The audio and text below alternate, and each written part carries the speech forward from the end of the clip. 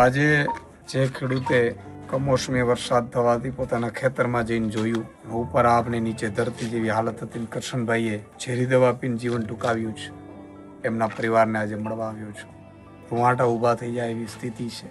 બેંકમાંથી gold loan લીધી હતી, ફોન ઉપર ફોન આવતા હતા, બીજો કોઈ રસ્તો નહોતો, ભરી શકાય એવી સ્થિતિ નહોતી, કારણ કે પાથરા તરાતા હતા. મગફળીનો પાક એને એવું હતું કે પાક આવી જશે તો આ ભરાઈ જશે, દીકરાની ફી ભરાઈ જશે, ધિરાણ ભરાઈ જશે, એ પણ ન થઈ શકવા જેવું લાગ્યું અને એને જીવન ટૂંકાવી દીધું. આ એક કરશનભાઈની પીડા નથી. આજે ગુજરાતના 54 લાખ ખેડૂતો જે જમીન ધરતી ઉપર માં ઉપર નભી રહ્યા છે, બધાની હાલત આ છે. આજે એમના પરિવારને મળ્યો એક જ દીકરો છે, બા છે, કમાનાર કોઈ નથી. આ જમીન ઉપર 10 વીઘાની જમીન ઉપર એમનું ઘર ચાલે છે. કેવી કપરી પરિસ્થિતિ હશે.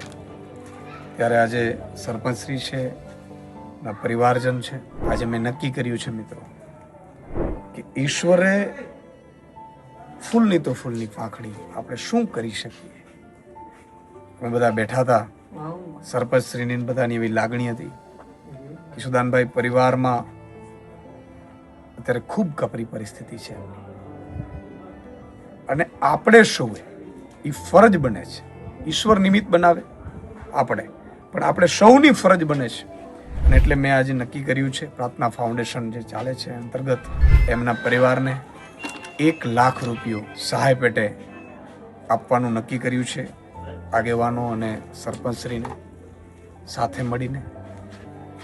અને મિત્રો, હું બધાને અપીલ કરું છું, જે ખેડૂતોની પરિવારને પીડા સમજી શકે છે, જેમણે ભગવાને કંઈક આપ્યું છે, એ બધાને હું અપીલ કરું છું કે કરશનભાઈ ભલે વયા ગયા, પણ એમના પાછળના જે પરિવાર છે એ આપણી સૌની જવાબદારી છે. તો 1 લાખ રૂપિયા હું આપું છું. હું તો કોણ છું? સામાન્ય માણસ છું, સામાન્ય ખેડૂત છું. કરનાર તો ઈશ્વર છે. પણ સૌને પણ અપીલ કરું છું કે જેને જેની જેટલી શક્તિ હોય, ફૂલની તો ફૂલની પાંખડી, એ અમે વાત કરી છે. એકાઉન્ટ નંબર, સ્કેનર એ પણ સરપંચશ્રીને આગેવાનો છે એ મૂકશે. તો આપ સૌને પણ અપીલ છે કે એમના પરિવારને આપણે સપોર્ટ કરીએ.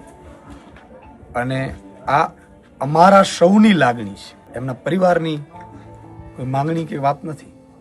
સરકાર જે કરશે એ અલગ વાત છે. અને તંત્રને પણ હું વિનંતી કરું છું કે આમના પરિવારને કોઈ પણ રીતે ક્યાંય પરેશાન કરવામાં ન આવે. જય હિન્દ, જય કિસાન.